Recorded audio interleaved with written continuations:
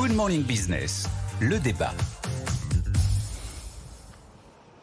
Un front économique face à un front populaire. Voilà un petit peu l'ambiance ici face à un MEDEF qui explique qu'il faut partir au combat. Jean-Marc Daniel, Nicolas Dose, un front économique, c'est une bonne chose ou pas avant de dire qui va gagner? Écoutez, je suis plutôt séduit par l'idée parce que ce que l'on peut faire comme constat dans les débats récents, c'est la pauvreté des propositions de la plupart des gens qui sont supposés nous éclairer sur le plan économique. Vous regardez ce qui s'est passé pendant la campagne électorale, le camp qui était supposé fournir des éléments pour la majorité sortante ou pour le centre libéral s'est contenté d'évoquer de façon incantatoire quelques mots. On parlait innovation, formation, croissance, mais il n'y avait rien de concret derrière. Et ce qui est inquiétant, c'est que ça rejoint un peu un diagnostic qui a été fait récemment par Paul Krugman. Donc Krugman, c'est un prix Nobel d'économie, qui, revenant sur le fait qu'il trouvait bizarre qu'on se soit autant excité autour de l'inflation, ce que je rejoignais d'ailleurs comme diagnostic, et il considérait qu'en fait... deux à penser ça, c'est quand même. Voilà. Vous êtes donc moins seul, Jean-Marc. Marc, et le fait d'être accompagné par un prix Nobel d'économie, ça conforte ma position, ça me rassure.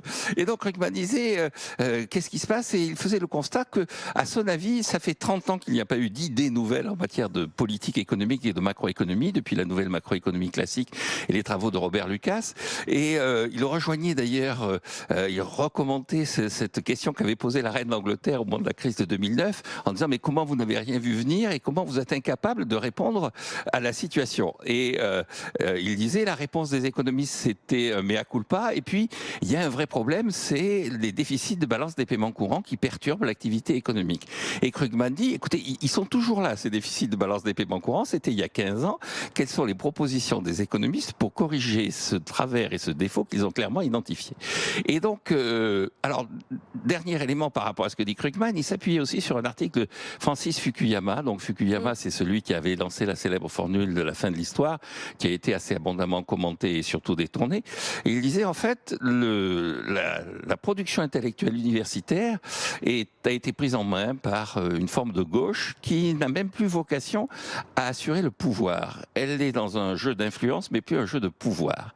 Et Fukuyama disait, il faut maintenant trouver un lieu où on préparera effectivement les équipes qui ont vocation à exercer le pouvoir. Et donc je pense que la proposition de Patrick Martin, c'est celle de préparer le passage de l'influence au pouvoir, et un pouvoir qui serait un pouvoir, puisque c'est le thème de la REF, un pouvoir qui serait concret, libéral et organisé autour d'autre chose que l'incantation. D'accord, mais Nicolas, il y a quand même l'idée qu'il y a un front économique avec des entrepreneurs qui savent, en gros, et qui font pas de bêtises, et puis il y a un front politique avec des gens, alors là, qui font n'importe quoi. On pourrait peut-être réunir les deux ou... c'est ce qu'il propose, c'est de réunir les intellectuels, les politiques et les entreprises. Je vais revenir sur réunir les deux. Je vais être beaucoup moins historien que Jean-Marc Daniel, ça ne va pas vous étonner. Bon, hier, en fait, on a vécu une séquence logique, la rentrée du patronat, son université d'été, on a une séquence de communication. En fait, qu'est-ce qu'annonce Patrick Martin? Le NFP, le nouveau front patronal, parce qu'il y a le nouveau front populaire. Mais j'avais même pas fait le lien NFP. NFP versus NFP, sauf que si vous a pas échappé que depuis 19h40. Belle formule.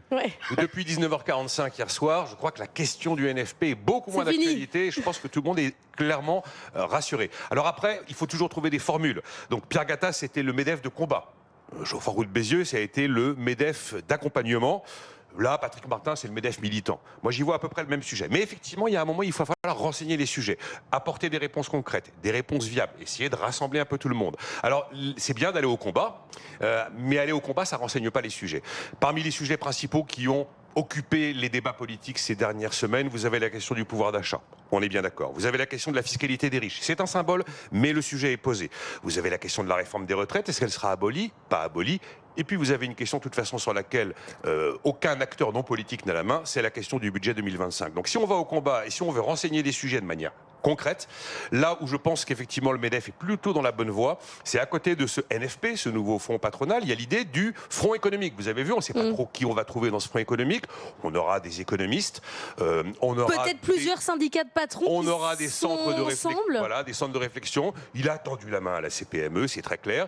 Il a tendu la main à l'UDP avec une notion que j'ai trouvée pour le coup assez neuve. Il faut professionnaliser le militantisme patronal. Et effectivement, arriver au moment où on va apporter des réponses et apporter des solutions.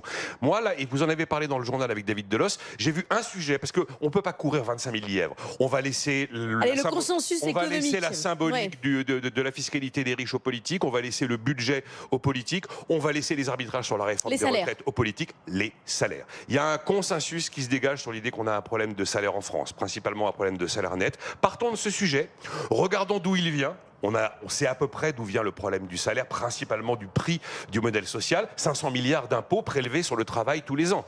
C'est quand même 3 fois la TVA et 5 fois la CSG. Renseignons ce sujet, travaillons sur ce sujet. On voit que la notion du SMIC était totalement hors de question pour les sphères patronales il y a encore 3 mois. Aujourd'hui, tous admettent que peut-être la question du SMIC sera un point de départ d'une réflexion, sans tomber effectivement dans ce que proposait le NFP. Donc travaillons sur les salaires.